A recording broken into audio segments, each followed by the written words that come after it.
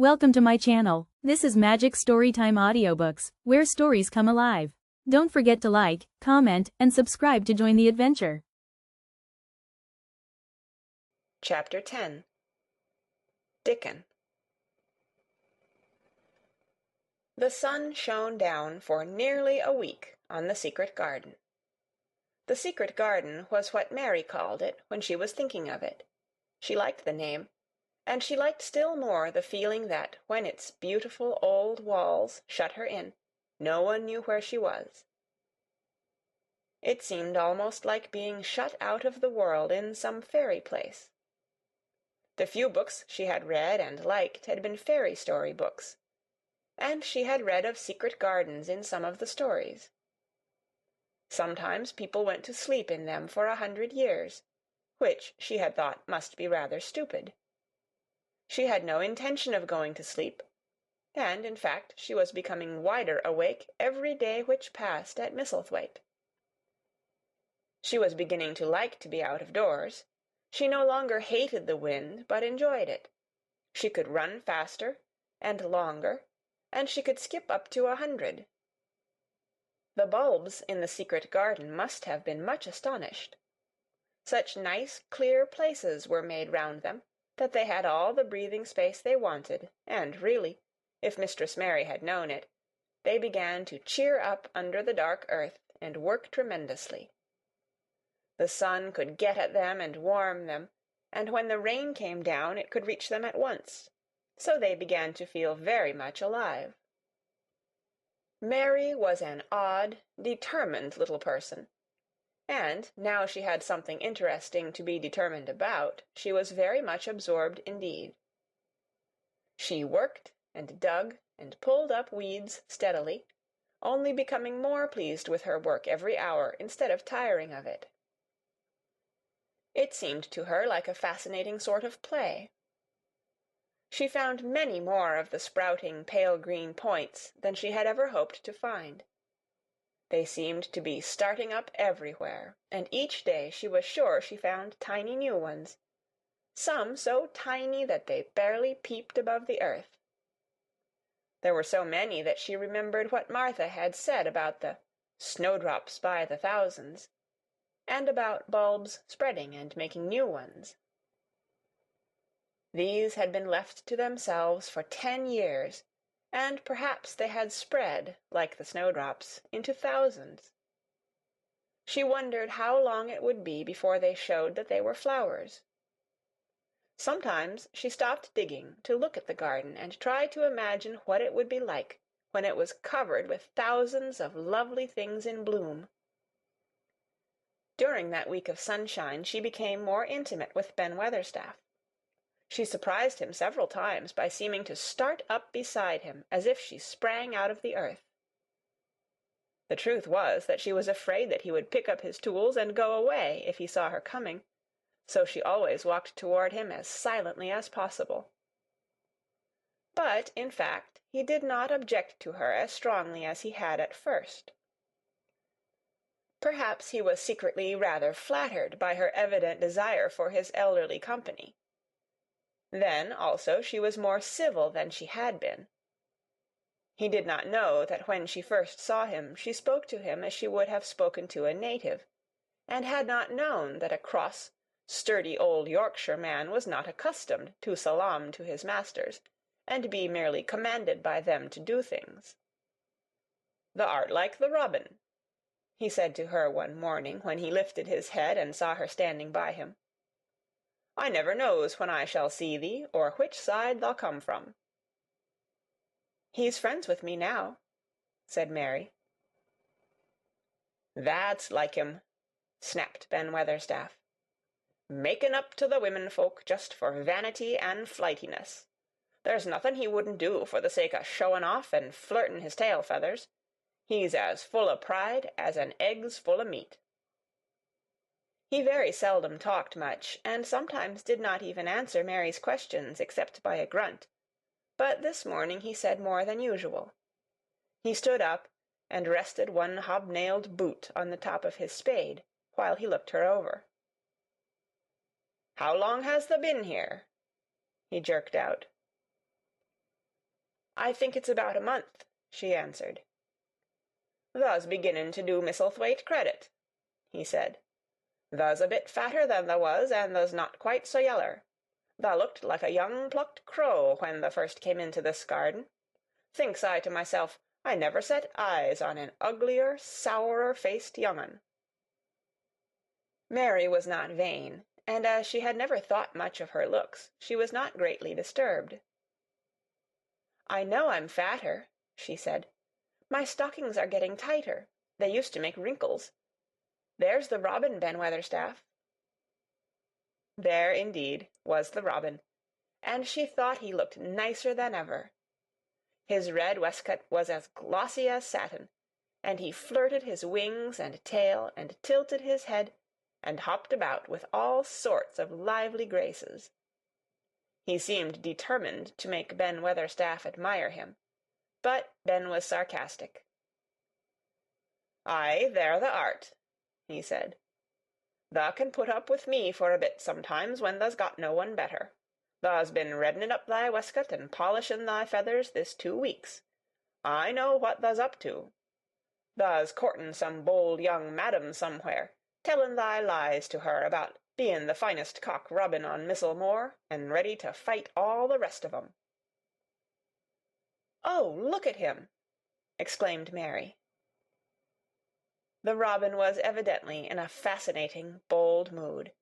He hopped closer and closer, and looked at Ben Wetherstaff more and more engagingly. He flew on to the nearest currant bush, and tilted his head, and sang a little song right at him. "Tha thinks tha'll get over me by doing that," said Ben, wrinkling his face up in such a way that Mary felt sure he was trying not to look pleased. "Tha thinks no one can stand out against thee, that's what tha thinks." The robin spread his wings. Mary could scarcely believe her eyes. He flew right up to the handle of Ben Wetherstaff's spade, and alighted on the top of it. Then the old man's face wrinkled itself slowly into a new expression. He stood still, as if he were afraid to breathe, as if he would not have stirred for the world, lest his robin should start away. He spoke quite in a whisper. "Well, I'm danged," he said, as softly as if he were saying something quite different. "Tha does know how to get at a chap, tha does. Tha's fair unearthly, tha's so knowin'." And he stood without stirring, almost without drawing his breath, until the robin gave another flirt to his wings and flew away. Then he stood looking at the handle of the spade as if there might be magic in it, and then he began to dig again, and said nothing for several minutes. But because he kept breaking into a slow grin now and then, Mary was not afraid to talk to him. "Have you a garden of your own?" she asked. "No, I'm bachelor, and lodge with Martin at the gate." "If you had one," said Mary, "what would you plant?" "Cabbages and taters and onions." "But if you wanted to make a flower garden," persisted Mary, "what would you plant?" "Bulbs and sweet-smellin' things, but mostly roses." Mary's face lighted up. "Do you like roses?" she said. Ben Wetherstaff rooted up a weed and threw it aside before he answered. "Well, yes, I do. I was learned that by a young lady I was gardener to. She had a lot in a place she was fond of, and she loved 'em like they was children, or robins. I've seen her bend over and kiss 'em." He dragged out another weed and scowled at it. "That were as much as 10 year ago." "Where is she now?" asked Mary, much interested. "Heaven," he answered, and drove his spade deep into the soil. "'Cording to what parson says." "What happened to the roses?" Mary asked again, more interested than ever. "They was left to themselves." Mary was becoming quite excited. "Did they quite die? "Do roses quite die when they are left to themselves?" she ventured. "Well, I'd got to like 'em, and I liked her, and she liked 'em," Ben Wetherstaff admitted reluctantly. "Once or twice a year I'd go and work at 'em a bit, prune 'em and dig about the roots. They run wild, but they was in rich soil, so some of 'em lived." "When they have no leaves, and look gray and brown and dry, how can you tell whether they are dead or alive?" inquired Mary. "Wait till the spring gets at 'em. Wait till the sun shines on the rain, and the rain falls on the sunshine, and then they'll find out." "How? How?" cried Mary, forgetting to be careful. "Look along the twigs and branches, and if thou see a bit of a brown lump swellin' here and there, watch it after the warm rain, and see what happens." He stopped suddenly, and looked curiously at her eager face. "Why does thou care so much about roses and such, all of a sudden?" he demanded. Mistress Mary felt her face grow red. She was almost afraid to answer.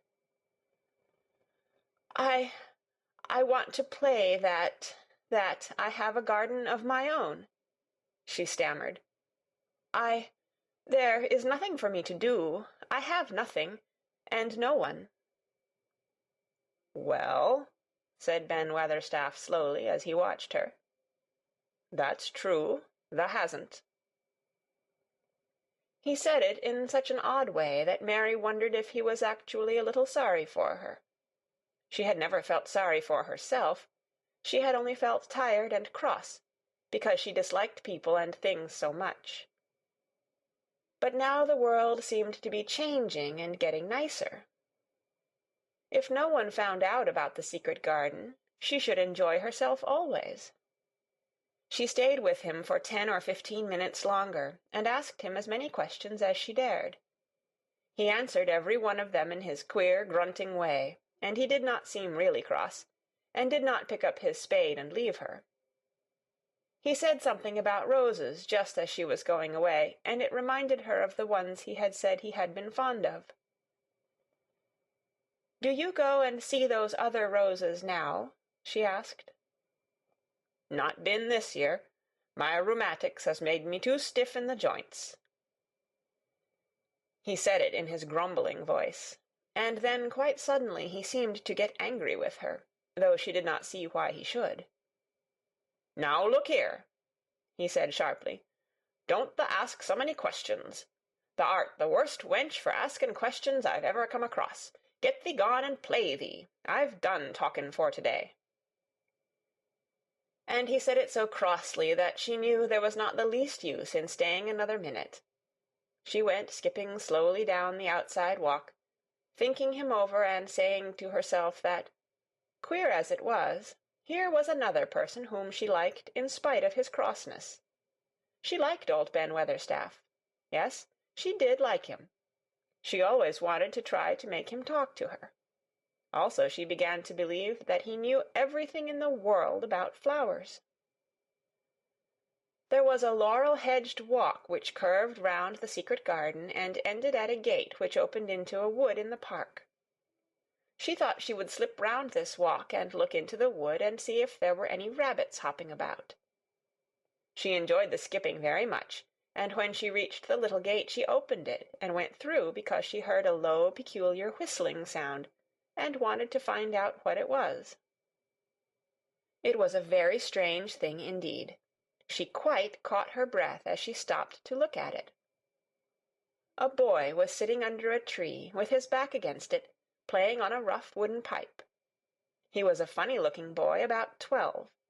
He looked very clean, and his nose turned up, and his cheeks were as red as poppies, and never had Mistress Mary seen such round and such blue eyes in any boy's face. And on the trunk of the tree he leaned against, a brown squirrel was clinging and watching him, and from behind a bush near by a cock-pheasant was delicately stretching his neck to peep out, and quite near him were 2 rabbits, sitting up and sniffing with tremulous noses, and actually it appeared as if they were all drawing near to watch him, and listened to the strange low little call his pipe seemed to make. When he saw Mary, he held up his hand and spoke to her in a voice almost as low as, and rather like, his piping. "Don't thou move," he said. "It 'ud flight 'em." Mary remained motionless. He stopped playing his pipe, and began to rise from the ground. He moved so slowly that it scarcely seemed as though he were moving at all, but at last he stood on his feet, and then the squirrel scampered back up into the branches of his tree, the pheasant withdrew his head, and the rabbits dropped on all fours, and began to hop away, though not at all as if they were frightened. "I'm Dickon," the boy said. "I know thou art Miss Mary." Then Mary realized that somehow she had known at first that he was Dickon. Who else could have been charming rabbits and pheasants, as the natives charm snakes in India? He had a wide, red, curving mouth, and his smile spread all over his face. "I got up slow," he explained, "because if thou makes a quick move, it startles 'em. A body has to move gentle and speak low when wild things is about." He did not speak to her as if they had never seen each other before, but as if he knew her quite well. Mary knew nothing about boys, and she spoke to him a little stiffly because she felt rather shy. "Did you get Martha's letter?" she asked. He nodded his curly, rust-colored head. "That's why I come." He stooped to pick up something which had been lying on the ground beside him when he piped. "I've got the garden tools. There's a little spade, and rake, and a fork and hoe. Eh, they are good uns. There's a trowel, too, and the woman in the shop threw in a packet of white poppy, and one of blue larkspur when I bought the other seeds." "Will you show the seeds to me?" Mary said. She wished she could talk as he did. His speech was so quick and easy. It sounded as if he liked her, and was not the least afraid she would not like him, though he was only a common Moor boy, in patched clothes, and with a funny face and a rough, rusty-red head.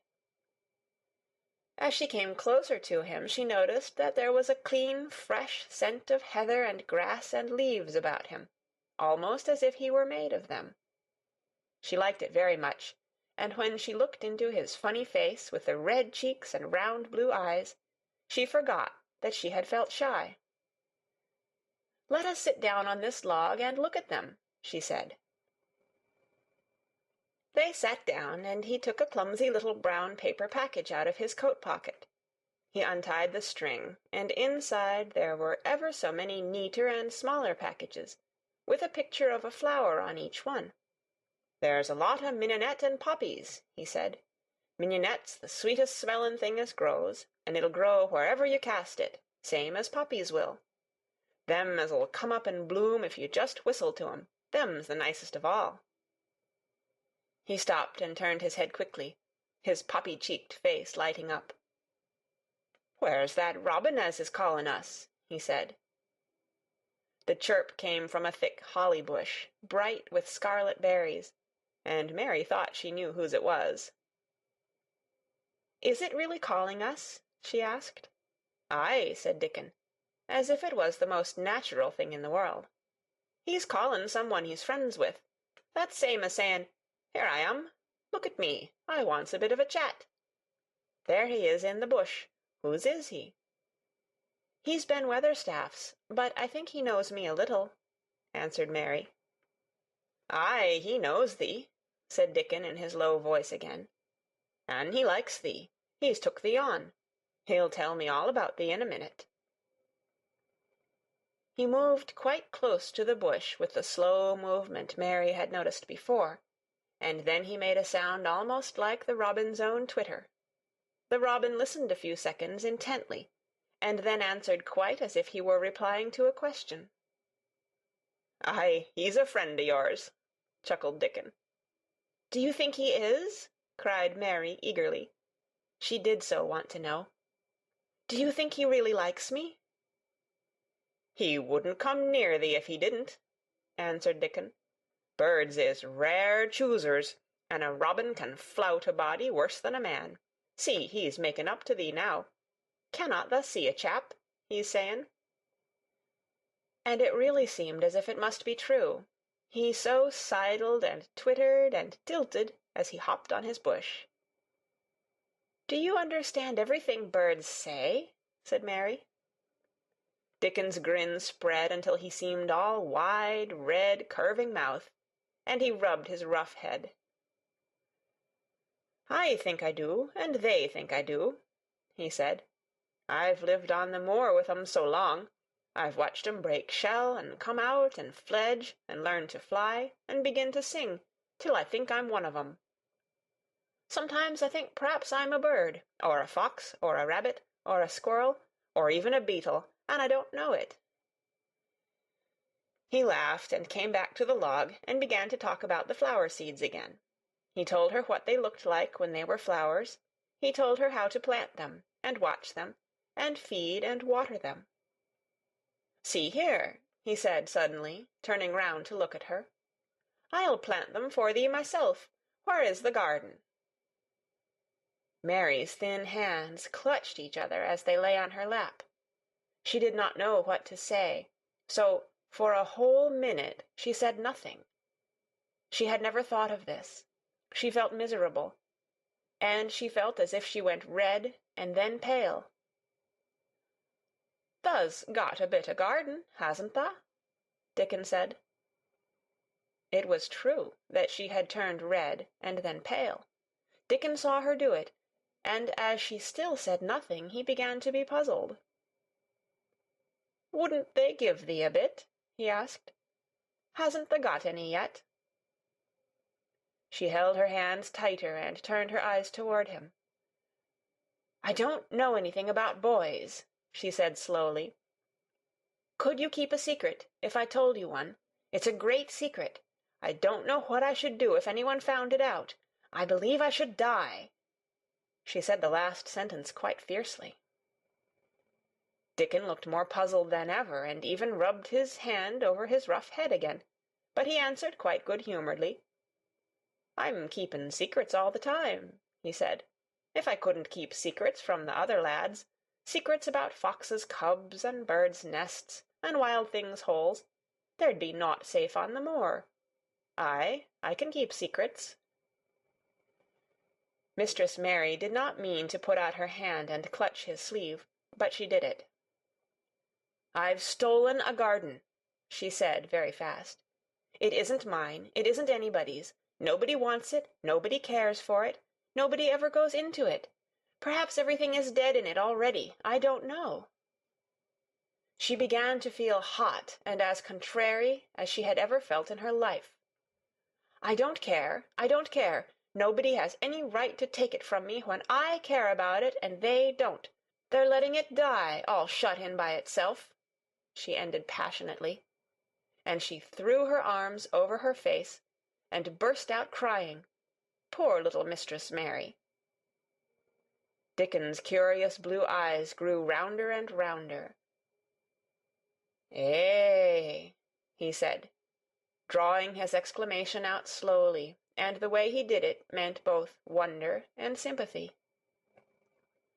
"I've nothing to do," said Mary. "Nothing belongs to me. I found it myself, and I got into it myself. I was only just like the robin, and they wouldn't take it from the robin." "Where is it?" asked Dickon in a dropped voice. Mistress Mary got up from the log at once. She knew she felt contrary again, and obstinate, and she did not care at all. She was imperious and Indian, and at the same time hot and sorrowful. "Come with me and I'll show you," she said. She led him round the laurel path and to the walk where the ivy grew so thickly. Dickon followed her with a queer, almost pitying look on his face. He felt as if he were being led to look at some strange bird's nest, and must move softly. When she stepped to the wall and lifted the hanging ivy, he started.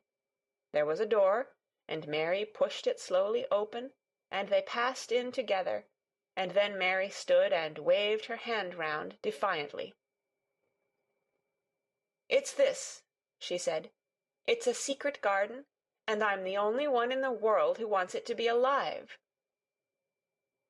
Dickon looked round and round about it, and round again. "Eh," he almost whispered, "it is a queer, pretty place. It's like as if a body was in a dream." End of chapter 10. Read by Kara Schallenberg on January 20th, 2006, in Oceanside, California.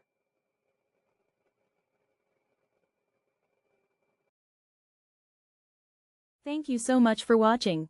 If you enjoyed the story, don't forget to hit like and leave a comment. And of course, subscribe to Magic Storytime Audiobooks for more magical adventures.